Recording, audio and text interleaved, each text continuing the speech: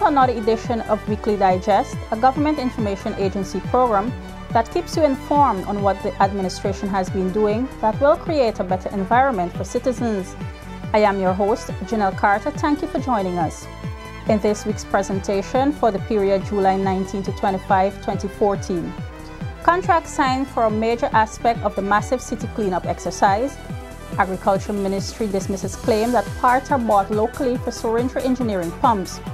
And government ups its game in monitoring and evaluation. Contracts have been signed for the desilting of several main canals in Georgetown as the date for the massive $500 million city cleanup exercise approaches. The Ministry of Local Government and Regional Development and several contractors recently signed several contracts totaling $34.4 million for the desilting of several main canals in Georgetown.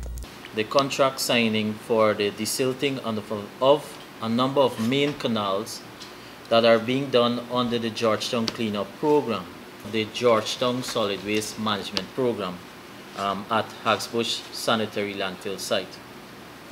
The Georgetown Cleanup, as you would have been noticing from the media, it does have as an outline a number of areas, one of which the committee would have received approval from Cabinet until the desilting of 7 main canals within the city of Georgetown. This money will be spent on desilting and deweeding of canals for the removal of materials to the Hagsbush Sanitary Landfill site. This also includes the cleaning of culverts on the bridges and in tunnels that are within the path of the canals. The works entail deweeding, desilting of the canals, and also carting away the material, not leaving it there 2-3 days and weeks, carting away the materials within a given time. The same day. That's what it is all about. The work includes the cleaning of culverts. You have to work on the bridges and tunnels that are within the path of the canals. Help us to ensure that quality work is delivered. Contractors, ensure that quality work is delivered. A $5.8 million was also granted to Ivor Allen for desilting of internal drains at Little Repentir Cemetery. Local government officials have benefited from capacity building and transfer of knowledge that would improve planning for local economic development.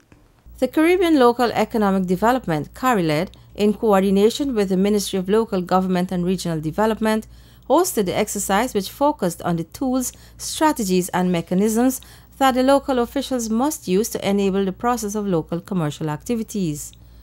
Among those participating were chairpersons and vice chairpersons of the regional democratic councils, mayors and deputy mayors of the municipalities, neighborhood democratic councillors, staff of the Ministry of Local Government, and local economic developers from CARILED. If there are 2 things that I want to leave with you here today, these will be: 1,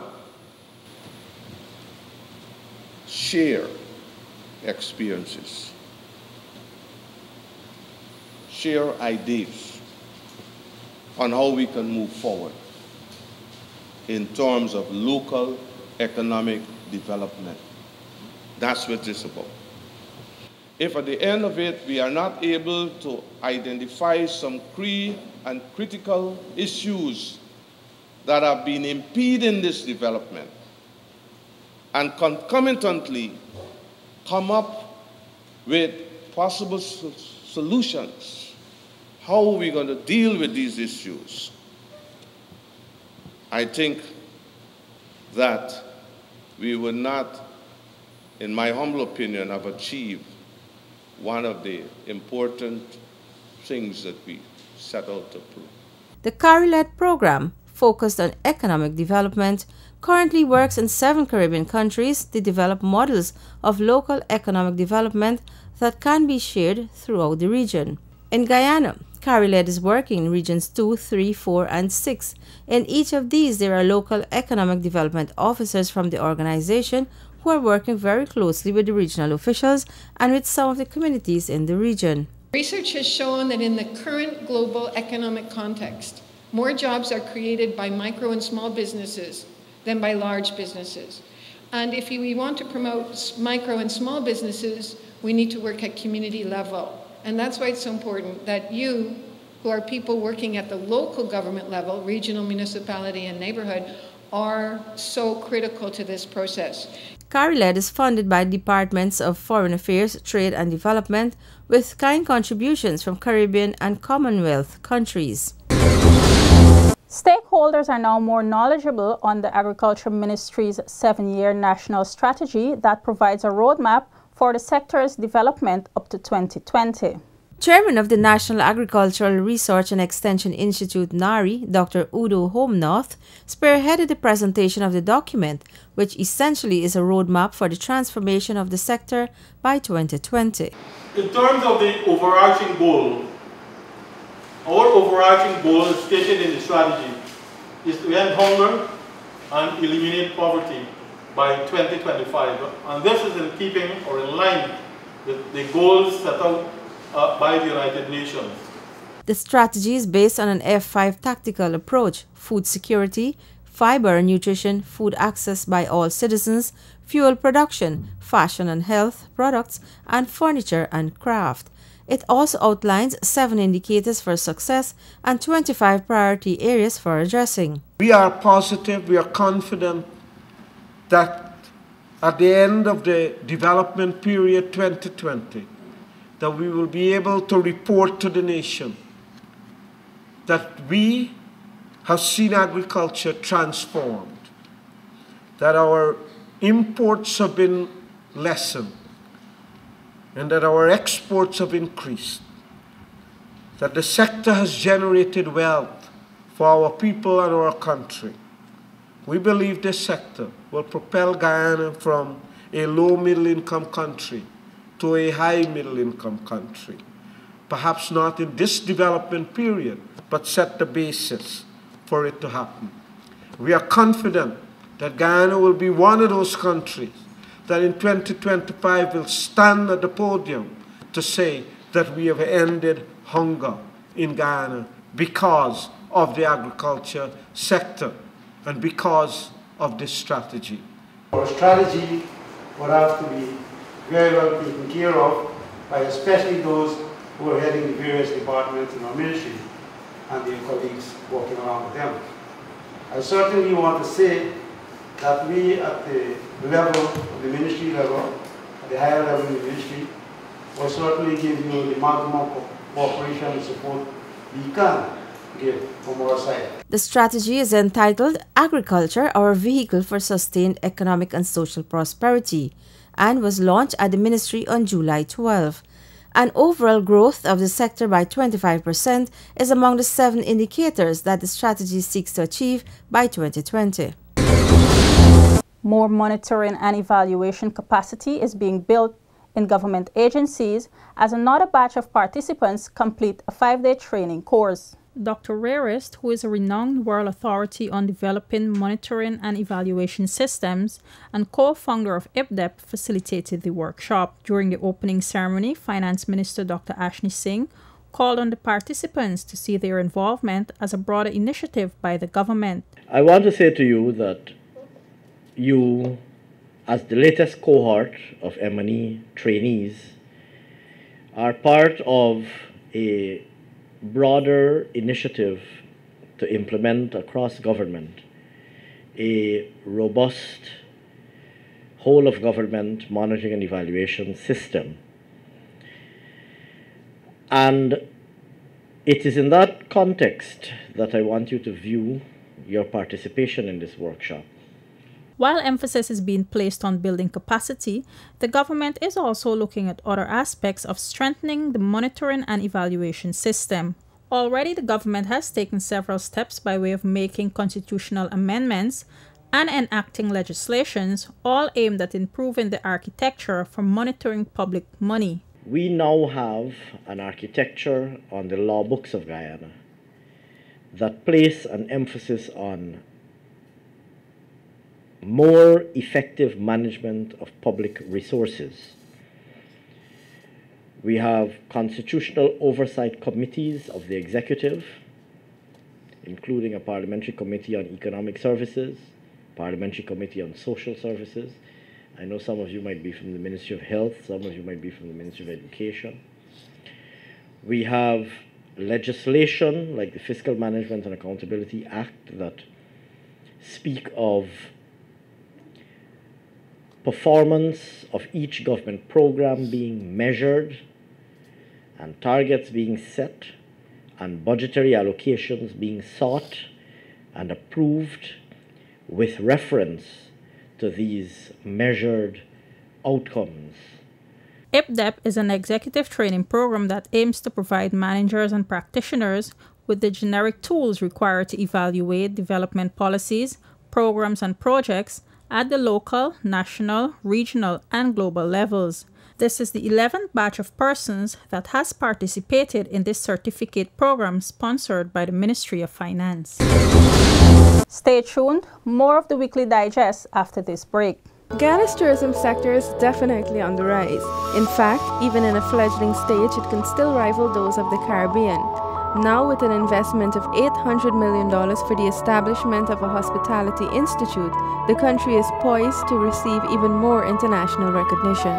Parents with school-aged children will achieve a measure of relief with the provision of $10,000 per school year for all school children in the public schools. This, from the 2014 budget, is in addition to the school uniform voucher, which will continue to be distributed. The provision of $1 billion via the national budget for the execution of cleaning and sanitation works in the nation's municipalities is an indication of government's commitment towards providing a healthy environment and keeping its citizens safe from various diseases spread by insanitary conditions.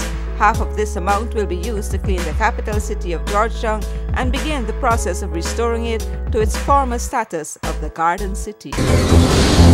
After several initiatives to ensure children benefit from a good education, government has now moved to another level, providing $10,000 per child cash grant. Several consultations have been held, including in Linden recently, to discuss the manner of disbursement.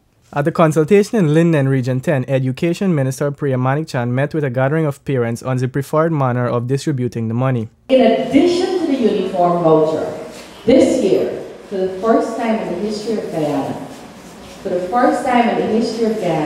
and as the first country in this region, the government will be giving to every single child in the public school $10,000.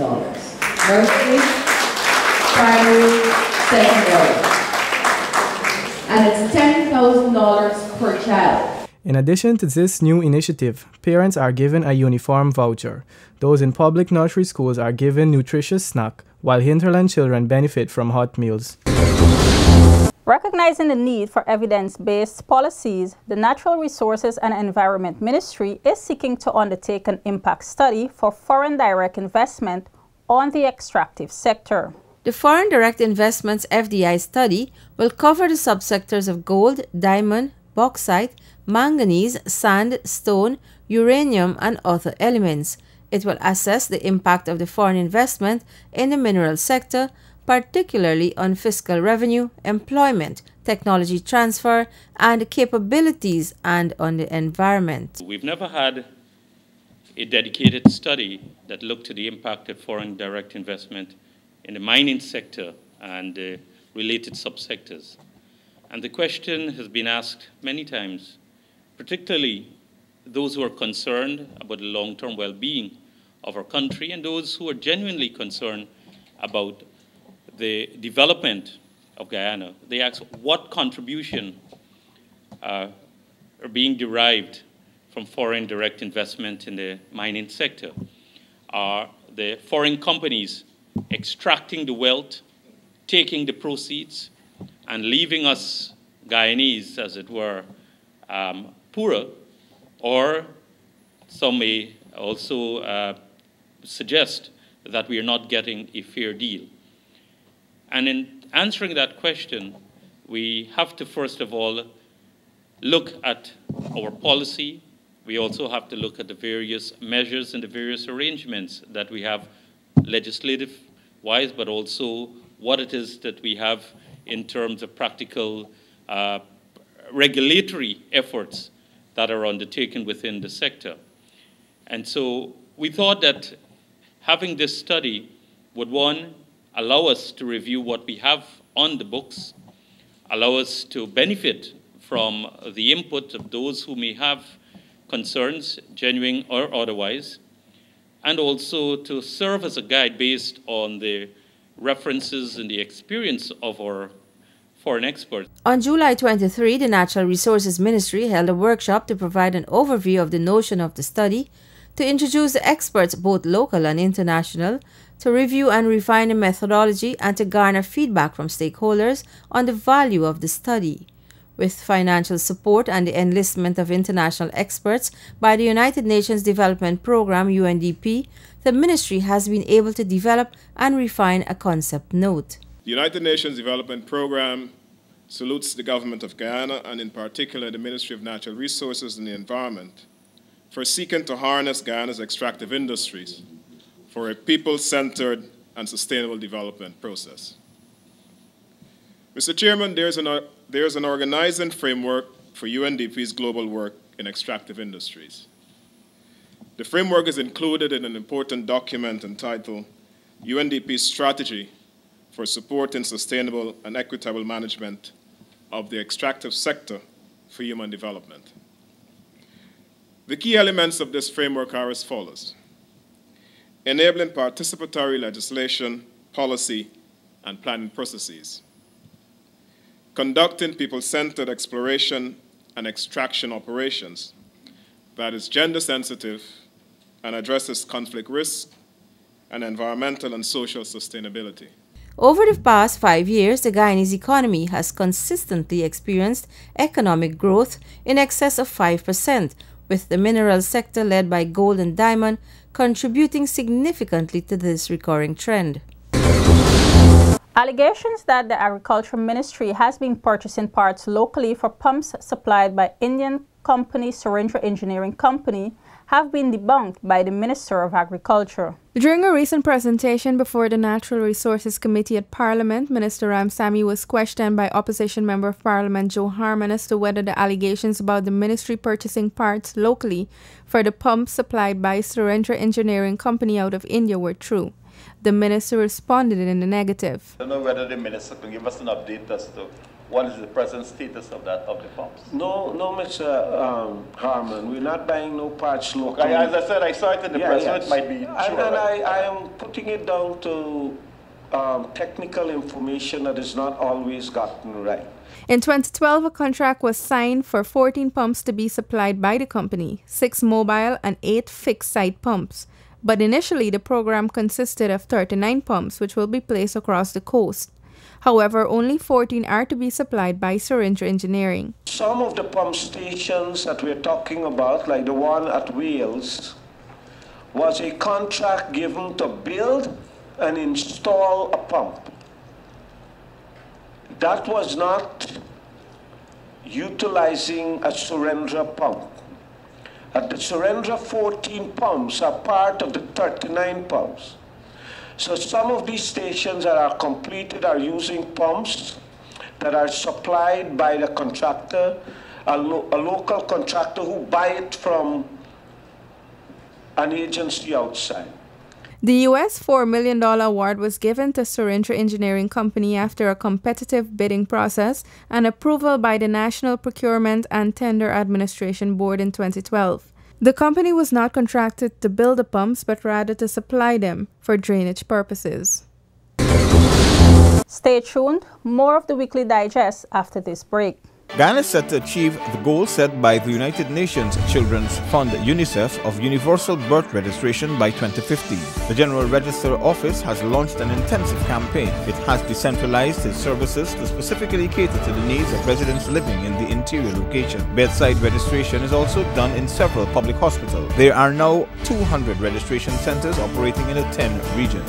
Citizens are urged to ensure that all births are registered. The modernization of the Justice Administration system, the MJAS project, has been completed through a loan from the Inter-American Development Bank. Achievements made under the project include amended and new laws, training for personnel within the sector, reduction of the severe case backlog, the refurbishing of courts, increased numbers of judicial officers and training, publication of law reports and their indices online, the establishment of a DPP office in Berbice, computerization of several connected systems, among other aspects. During Cabinet's statutory meeting at Office of the President on July 22nd, several issues of national concern were discussed. The media was subsequently briefed on Cabinet's deliberations.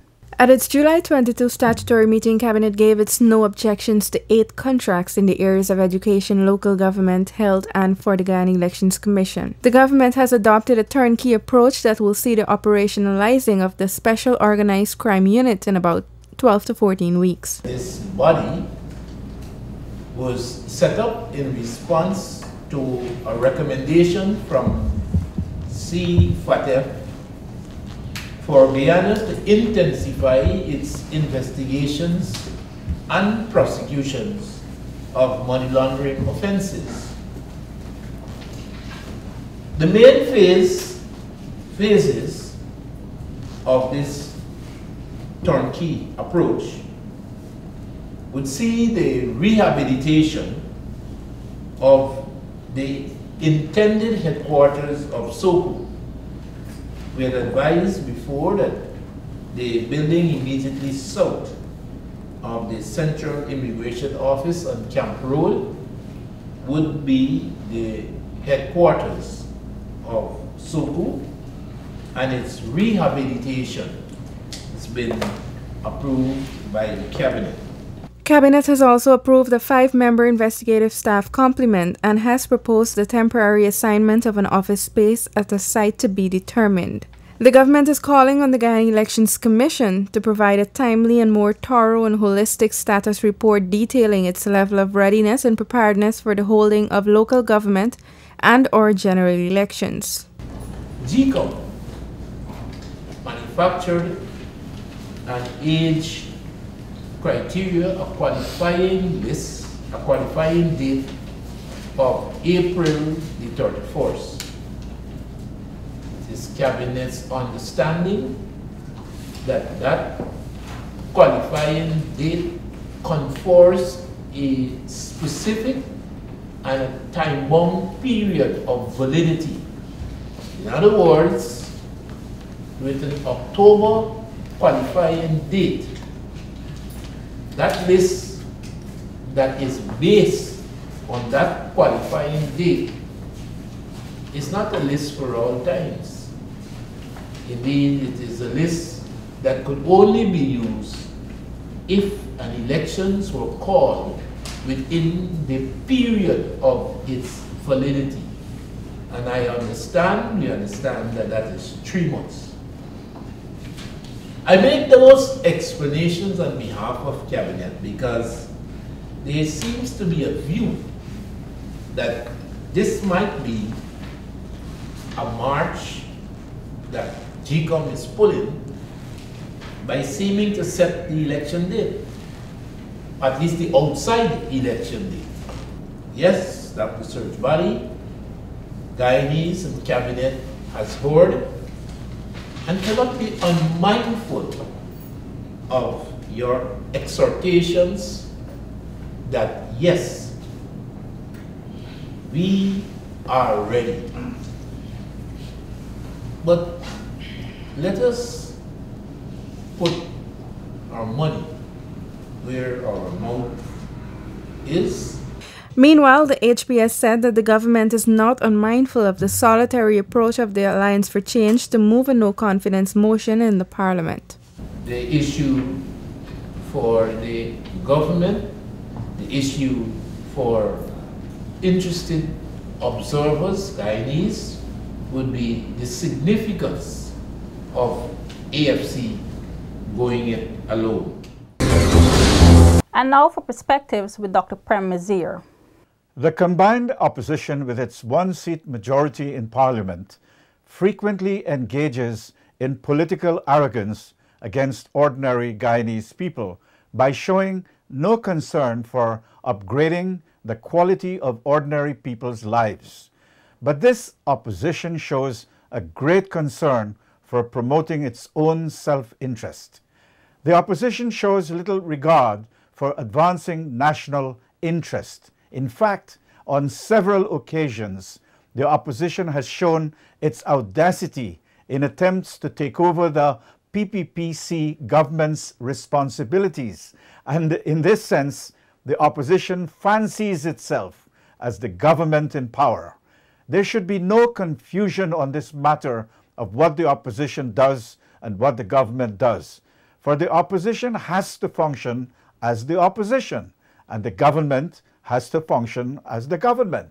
In addition to this anomaly in Guyana's politics, there is a concerted effort by the opposition to remove government's implementation of major public projects. For instance, over the last few years, the opposition engineered budget cuts on several government capital investments, such as the Chedijagan Airport Modernization Project, Ogle Aerodrome Assistance, Civil Aviation Equipment, and Hinterland Coastal Airstrips, the Specialist Hospital, among others, and effectively terminated the Amila Hydropower Project. The government's capital projects, when effectively operational, would reduce unemployment in Guyana. The slowing down of these projects, therefore, is detrimental to development, and this slowing down is occurring when there is ample evidence to show that government capital investments can add greater gains to the people than can private capital investments, and also that government capital investment expenditures yield a positive influence on growth. By discounting these gains from government's capital investments, the combined opposition's hold on government's projects demonstrates its intent to increase unemployment and further increase inequality in Guyana. But the combined opposition has international support for slowing down the government's capital projects. How so? Well, the opposition's attempts to remove government's involvements from its major projects are practically the same as supporting neoliberalism. Neoliberalism is really the belief that having a competitive and unregulated economy with no governmental interference is the best approach for economic development. But it is this same neoliberalism that brought on the international financial crisis in 2008 in the Western world. Ordinary Guyanese will want no part of neoliberalism, but the opposition seems to be in an international alliance with neoliberal forces to advance neoliberalism in Guyana. What this means is a developing trend toward greater inequality and an increase in the gap between the rich and the poor in Guyana. And with those features, we have come to the end of this edition of Weekly Digest. But before we go, here's a recap of the headlines. Contract signed for a major aspect of the massive city cleanup exercise. Agriculture Ministry dismisses claims that parts are bought locally for Sorrento engineering pumps. And government ups its game in monitoring and evaluation. Please note that Weekly Digest and other government information can be found on our website, www.gina.gov.gy, or you can send us your comments and suggestions at gina.govgy@gmail.com. Join us again next week as we highlight more of government's programs and policies which are enhancing the lives of Guyanese. I am Janelle Carter. Do have a safe week ahead. Goodbye.